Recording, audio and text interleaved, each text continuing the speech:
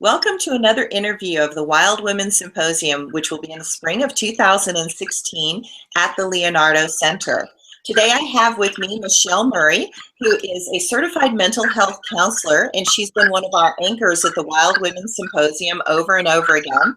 And so when you have a problem at the Wild Women Symposium, she's one of our go-to people that she will help you sort everything out. So hi, Michelle. Hi, Suzanne. How are you? I'm doing really good. Now, everybody out there, I like to do these interviews so people get to know who you are and what you're doing and how you do it. So tell us about your work and what you do in the Salt Lake Valley. I've lived here forever. I really love it here. It's my place. And I was called at 16 to work with other people and be a counselor. So that's kind of where my path went. It took me a long time to get there, just because up until 98, nobody was talking about religion in counseling. It was one of those, you don't talk about politics, you don't talk about religion. And in 98, there was a world conference for counselors on spirituality. And I went, now I'm here. So I've had the opportunity to be a counselor for, 15 years or so formally.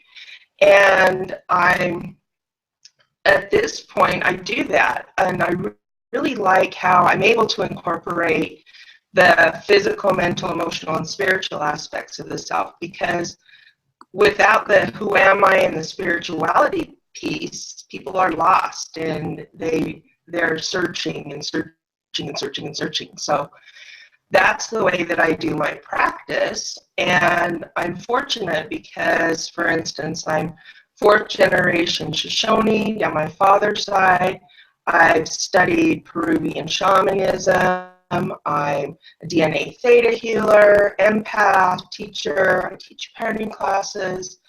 I really see myself as I am because I know my connection with the universe, with God, Goddess, and that's kind of what I really strive to help people with. And my passion is working with women because, Mother Earth and women, we birth the world, and it's our responsibility to grow to a place where we were meant to be and be able to influence the next generation and the next generation and the next generation and move the world ahead spiritually, kindly, as one unit. So, if people want to meet with me face to face, I do that. I talk on the phone with people. I do classes.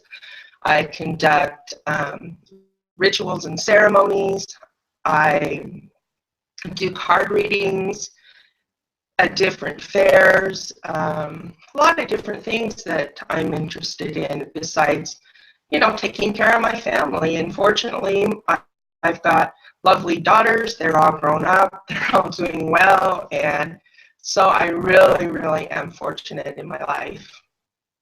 And I'm glad for the opportunity to do this.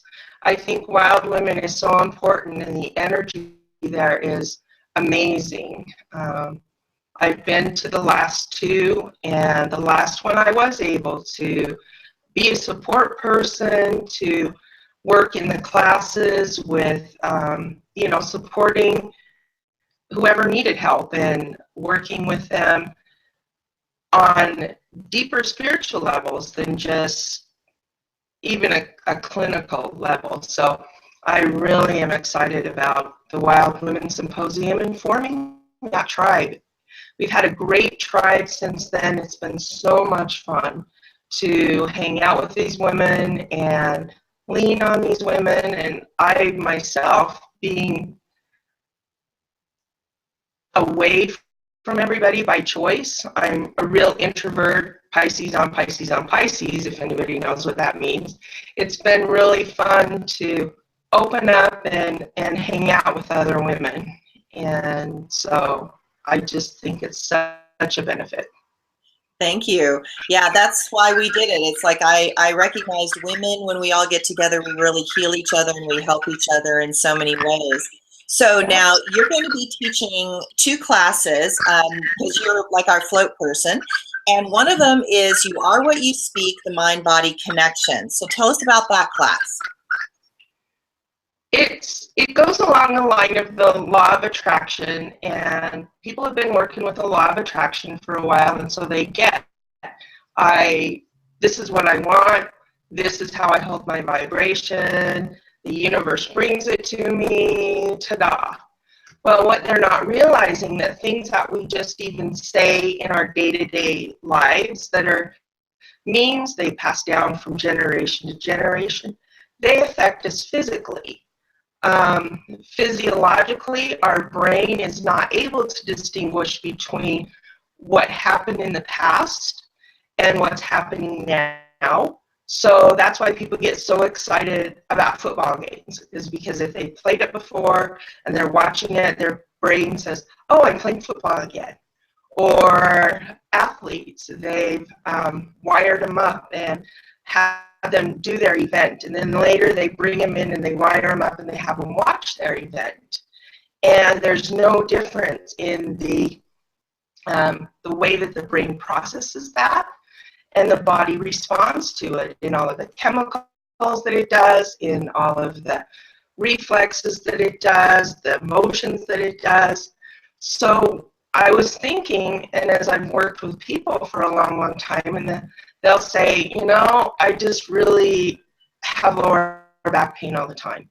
And they'll talk about how they're doing everything. They have no support anywhere. And the lower back is about supporting everything. And so we'll look at the areas that they don't have support and build that support in. Or somebody will say, there's such a pain in my neck, you know, and we'll talk about who the pain in the neck is, who's been bugging you. Or somebody will talk about, I'm just sick to my stomach all the time, my digestion's not good, I'm having all these problems. And we'll talk a little about what's going on in their life, and I'll find out there's a lot of things in their world that don't sit well with them. It's against what they believe, it's against what they know to themselves to be true. And when you look at it in language or archetypally, they're not able to digest it. So of course they have issues with their gut. So with this class, we're going to look at things like it cost me an arm and a leg, or stuck in a rut, or don't have a leg to stand on, or I can't wrap my mind around it, and what that means with migraines. You know, farsighted or nearsightedness. What don't I want to see? What don't I want to hear? If it slipped my mind, okay, what was it that slipped your mind, right? Let's bring it back and see if we need to do it. Thorn in my side, if the shoe fits. Survivor, I love people are talking about being survivors. What I'm worried about is the flip side of survivor is I always have to be on the lookout, which doesn't really give clarity or mean that I'm healed. So those are the things that we're going to look at in the class and bring attention to it so that when people are actually talking, they're hearing that.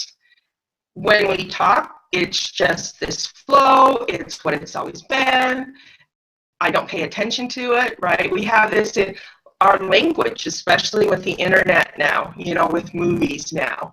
You are what you are what you speak. You know, we've had you are what you eat for a long, long time, right? Well, this is you are what you speak. And so we'll bring attention to that and people will be clued into, oh, that's what it is. One of the ways that I think about it is with the 4 agreements. Don Miguel Ruiz's the 4 agreements. And the first agreement is be impeccable with your word, so you know who you are. And you always act that way. And that's when these things come in, some of them are against us. And that's when it causes stress in the body. And then the second agreement is don't take things personally. And aren't we doing that all the time, right? And the third agreement is don't make assumptions. And, you know, in Don Miguel talks about if you just practice that for 2 weeks, your life has changed, transformed completely. And that's where this class fits into that, because when you're looking at assumptions and judgments and you're hearing all the things that you say against yourself, those are assumptions and judgments. And we're really able to recognize that voice. And so that's becoming conscious at a verbal level more than just that underlying bad things that we say to ourselves. So being able to recognize these, and when somebody's going to write them down, they're going to go, oh yeah, that was on my list, I'm going to give that up. And then on the fourth agreement, it's do your best, and just knowing, okay, there was a slip, not judging it, I'll watch out for it next time. Or when I have that pain, I'll be able to say, huh, where did that come from? Right? So that's what I really want to be able to do, is connect that, what we speak outside of ourselves, not paying attention to how it's affecting us on a cellular level. And the cells, when we clean those up, then they start to trust us. They start to trust that other people aren't going to be a pain in the neck. They trust that doesn't matter what situation I'm in, I know who I am, and I can stop, I can leave, and I don't take it personally, so it's okay. And it doesn't affect my body. So that's what came to me when this class was set up. I'm excited. That's wonderful. That's going to be a great class. Now, tell us about the other class, Self-Esteem, Worthiness, and Getting to I Am. Okay, so I Am is that opportunity to say it is what it is, right? I Am is the core self. And when we do meditations to get to that all glorious creator, all those things that we are in ourselves, a lot of people experience that as the blue flame. And when I'm in the blue flame, or I know myself, nobody can change how I think about myself. And I don't have to have descriptions to have my self-worth, to make me a valued person. And so in this class, and especially for women, we've been domesticated, which is another 4 agreements thing, for thousands of years, that we should be the caretakers, we should be quiet, we should know our place, we should let other people tell us what to do, we should be look a certain way, or we should whatever. And each time somebody says that and we listen to that, it chips away at that I am. And so in this class, we're going to look at what those limiting beliefs are, and again, where they're stored in the body, and get to a place where women realize that they're worthy no matter what, and that they've always been worthy, and that you can only ever be worthy, because whatever you do is perfect for you right now and here. And so building up women's self-esteem and giving them the feather that Dumbo had. I've used that with people before. They start to feel really, really good, and then they're really secure, and I'll say, okay, you can put the feather down now, because Dumbo didn't really need it to fly. And it's interesting to watch them as they start to think about putting that down, that symbol down, that gives them power. And so with this, it's being able to say, I always have my feather with me, and you're not going to knock me down with it. And I'm always going to be this shiny person, even if I struggle inside every once in a while, and that's fine. That struggling has to do with, oh, here's a place for me to push the boundaries, to lean into something new. So we're going to be able to look at that and see again, where that sits in the body and where that's informed us on a cellular level. And again, with that, it goes back thousands and thousands of years that women have been domesticated like this. I see so many women, particularly, who are on this cutting edge. And I call them change agents because we're at a place right now where these big shifts are happening. And people struggle with, I can't be with my family anymore. I can't be with those friends anymore because they're just weighing me down. And it is really hard to set up boundaries, cut that off, things like that. And so, you know, the people that are in this place to do that are really making leaps and bounds for all of us. And when we're able to do that, then again, on a cellular level, we're able to transform and feel that who I am. I don't even want to say better because we're always just perfect, but be able to recognize and be okay with I'm perfect the way that I am. And it's good. It's okay. It's great. That's wonderful. I love that. These classes are going to be really good. So, ladies out there, this is Michelle Murray, and she's going to be one of our facilitators at the Spring 2016 Wild Women Symposium, which will be April 1st through 3rd. And it's going to be at the Leonardo Center, and I'm so excited to have you at the symposium again. Yeah.